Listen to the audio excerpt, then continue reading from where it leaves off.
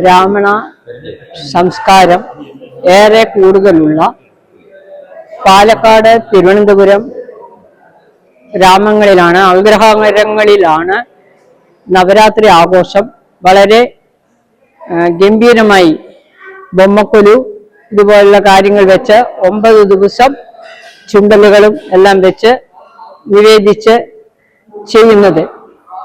ഇപ്പോൾ കോട്ടയം ജില്ലയിലും സമൂഹമഠങ്ങളിലും എല്ലാ സ്ഥലങ്ങളിലും നവരാത്രി ആഘോഷവും അതോടനുബന്ധിച്ചുള്ള കന്യകാപൂജ, നവരാത്രി കന്യകാപൂജയ്ക്കാണ് ഏറ്റവും വലിയ പ്രാധാന്യം.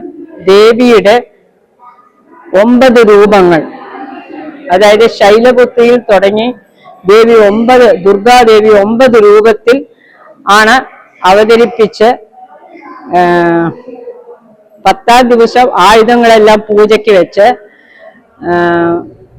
ബ്രഹ്മാ വിഷ്ണു ശിവന്മാരുടെ ശക്തി, എല്ലാവരുടെയും ശക്തി ദേവിക്ക് കൊടുത്ത ഈ 9 ഭാവങ്ങളും കൂടെ ചേർന്ന് ആദിപരാശക്തി രൂപമായി എടുത്ത് അവർ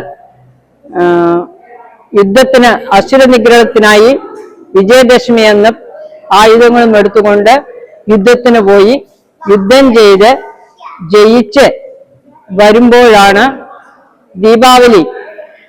അന്നാണ് ദീപാലങ്കൃതമായി ദീപാവലിയെല്ലാം വെച്ച് ദേവിയെ സ്വീകരിക്കുന്നതാണ് ദീപാവലി സങ്കല്പം. എല്ലാവരും ഇതിൽ പങ്കുകൊള്ളും. നവരാത്രിക്ക് കന്യകാപൂജ ചെയ്യുന്നവർക്ക് വളരെയേറെ ശ്രേഷ്ഠമായ അനുഭവങ്ങളും ദീർഘായുസ്സും എല്ലാം ദേവി പ്രദാനം ചെയ്യും.